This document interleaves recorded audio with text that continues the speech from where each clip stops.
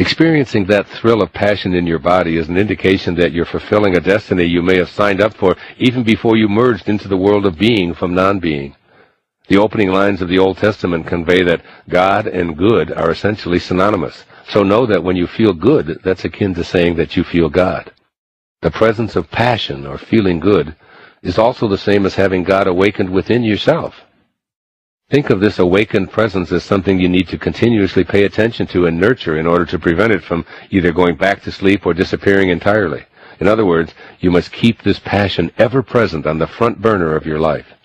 I encourage you to spend as much energy as you can reaching out and helping other people. Recall Lao Tzu's message that your willingness to receive blessings is related to your ability to give them. I know that I feel the greatest passion when I'm in the process of serving others. Giving money to individuals to finance dreams that otherwise would go unfulfilled, or sending books and CDs to hospitals, prisons, libraries, and schools is always a thrill for me. Even taking my 92-year-old mom out for dinner, just the two of us, sends waves of pleasure down my spine. Giving to others is a great first step in finding your passion. Recently, for instance, I had the opportunity to spend a morning in a first-grade classroom. I was invited to read Unstoppable Me, one of the 4 children's books I've co-authored with Christina Tracy. Interacting with the children and hearing the questions they asked filled me with enthusiasm, but what I saw in their teacher, Miss Wimmer, was equally thrilling. Here's a woman living her passion every day through serving those first graders. She radiates her joy in nurturing their love of learning in all of her students, and she glows with excitement as she talks about each of the boys and girls whom she feels honored to teach. Her students simply adore this wonderful educator, and who can blame them? She takes them on after-school field trips, has them write their own illustrated books, plans elaborate graduation ceremonies, gets down on the floor with them to instruct them on a hands-on perspective. Every subject is taught from a creative point of view. Ms. Wimmer is also more than willing to spend her own money to provide experiences for the kids in her classroom who wouldn't otherwise have the opportunity due to budgetary considerations. There simply are no limits to what she'll do to give her students an ideal first-grade experience. This is passionate nurturing.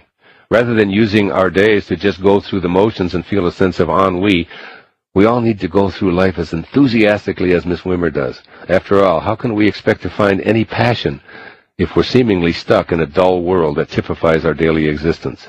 We must discover the joy and satisfaction that comes from feeding our passion. It's a much better idea than hauling out that tiresome excuse that life is boring. It may be helpful to think of your passion as the presence of the creative source inside you. Talk to this invisible yet tangible presence within and thank it for never abandoning you. Go for walks with it and even imagine holding hands with it. Ask it questions and listen to what it has to say, making mental notes of how it's directing you. Feel enormous gratitude for the reality of this presence and allow it to guide you in any way it wishes. Always remember that your passion is evidence of God within, and you can make it your own very private experience. You don't need to share your inner stirrings with anyone you feel might rain on your parade.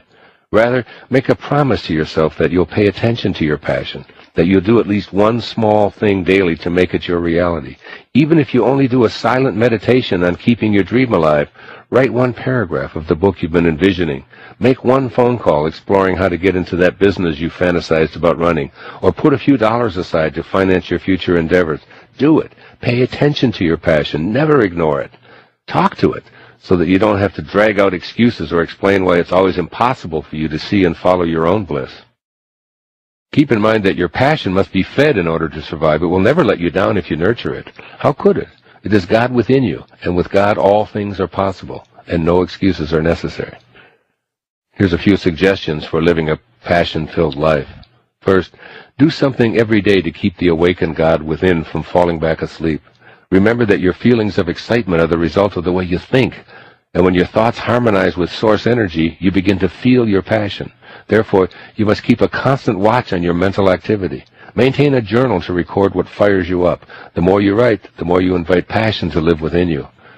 Go on the internet and view sites that talk about and promote ideas you feel enthusiastic about. Telephone or email someone out there who shares the same vision as you. Open a private bank account that contains seed money to fund a passion. Whatever you do, remind yourself that this is your passion, and you're feeding and nurturing it every day. As this becomes your habituated way of being, you'll see the universe cooperating and offering experiences that match your desires. And secondly, develop a sense of awe. that leads to the creation of passion by beginning to look at everything as though you're seeing it for the first time. Don't let the concept of boredom even creep into your thoughts. I've participated in thousands of interviews of all types over the past 4 decades. Frequently I've been asked, don't you find it boring to be asked the same questions over and over again?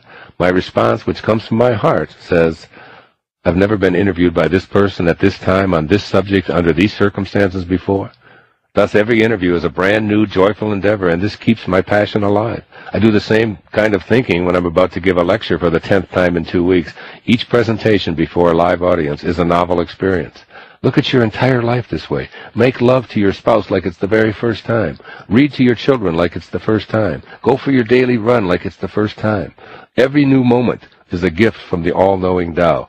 So when you act as if each experience and moment is a fresh one, you'll feel the passion I'm attempting to convey in this book.